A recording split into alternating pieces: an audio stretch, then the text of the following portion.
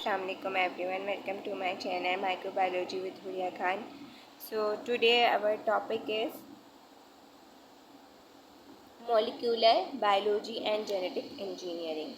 So ये हमारा new section है जो मैंने स्टार्ट किया है। जिस तरह मैं हर सीरीज़ बना रही हूँ, हेमेटोलॉजी की अलग बनाई है, एपिडेमियोलॉजी की अलग, डर्मेटोलॉजी की अलग, तो इसी तरह मैंने ये molecular biology and genetic engineering का भी एक सेक्शन रखा है। तो आज इसका मेरा फर्स्ट लेक्चर है इंट्रोडक्शन। ओके, तो यहाँ पर सबसे पहले हम देखते हैं कि मॉलिक्यूलर बायोलॉजी होती क्या है। ठीक है, किसको हम मॉलिक्यूलर बायोलॉजी कहते हैं? The study of life at the molecular level, particularly the study of DNA. Molecular biology it's mean कि हम जब स्टडी करते हैं एक मॉलिक्यूलर लेवल पर हम स्टडी करते हैं। जैसे कि हम मॉलिक्यूलर लेवल में मॉलिक्यूल क्या होगा है, बायोलॉजिकल मॉलिक्यूल डीएनए। ठीक है, तो उसकी जब हम स्टडी करते हैं वो मॉलिक्यूलर बायोलॉजी कहलाती है। Molecular biology is by no means the biology of molecules which is better characterised by biochemistry. Molecular biology is the study of life as reflected in DNA. Molecular biology deals with nucleic acid which come in two forms, deoxyribonucleic acid and ribonucleic acid. ठीक है, तो molecular biology जो घूमती है पूरी वो दो molecules पर घूमती है। कौन कौन से हैं वो? एक राइबोन्यूक्लिक एसिड है और एक राइबोन्यूक्लिक एसिड है।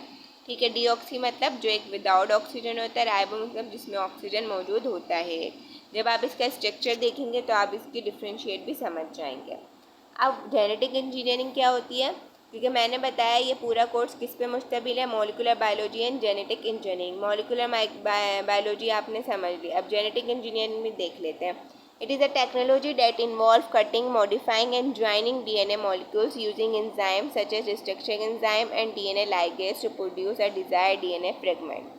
अब जेनेटिक इंजीनियरिंग की मीनिंग क्या है कि हम जो टेक्नोलॉजीज़ यूज़ करते हैं किसके लिए, जो कि डीएनए को कट कर रही है, मॉडिफाई कर रही है, उसको ज्वाइन कर रही है।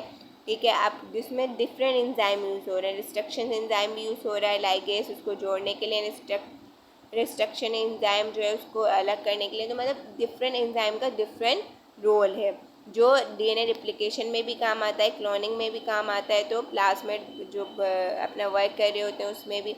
तो इन एंजाइम्स का बहुत एक इम्पॉर्टेंट रोल है और ये टेक्नोलॉजी में सारे यूज़ होते हैं। तो जेनेटिक इंजीनियरिंग मतलब जो टेक्नोलॉजीज यूज़ होती हैं वो जेनेटिक इंजीनियरिंग कह रहे हैं उसको।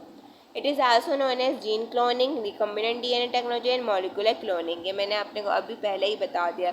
It was first achieve in 1972 at Stanford University. सबसे पहले जो टेक्नोलॉजी यूज़ हुई थी ये स्टैनफोर्ड यूनिवर्सिटी में यूज़ हुई थी 1972 में। It require 4 basic steps. इसके लिए जो है वो 4 इसके बेसिक स्टेप्स होते हैं जो इसको लिए चाहिए होते हैं। अब वो बेसिक स्टेप कौन कौन से हैं? Generation of DNA fragment, joining to a vector और carrier molecule, introduction into a host cell, selection of desired sequences. ठीक है, अभी जनरेशन ऑफ डीएनए फ्रेगमेंट यानी कि हमने डीएनए की फ्रेगमेंट ली, ज्वाइनिंग टू अ वेक्टर उसको वेक्टर के साथ ज्वाइन किया, ठीक है, उसके करियर मॉलिक्यूल को, और उसके बाद जो होस्ट सेल है उसमें क्या इंट्रोड्यूस करवाया। ठीक है, फिर उसकी में से जो हमें उस होस्ट की हमें डिज़ायर सीक्वेंस चाहिए थी वो हमने डीएनए की सीक्वेंस में से निकाल ली। ठीक है, ये पूरा काम एक टेक्नोलॉजी के थ्रू ही हो रहा है। ठीक है, अब इस तरह से देखें आप कि ये आपको सामने स्क्रीन पर जीन नज़र आ रहा है और ये क्या है, वेक्टर है। अब क्या क्या वेक्टर इंसर्ट किया जीन वेक्टर के अंदर, ये आ गया। फिर इसकी रिकम्बिनेंट डीएनए हुआ, इसकी ट्रांसफॉर्मेशन हुई, ट्रांसफॉर्म हुआ, इसके साथ ट्रांसफॉर्म होने के बाद ये सेल देखें इस तरह से ट्रांसफॉर्म हो गया।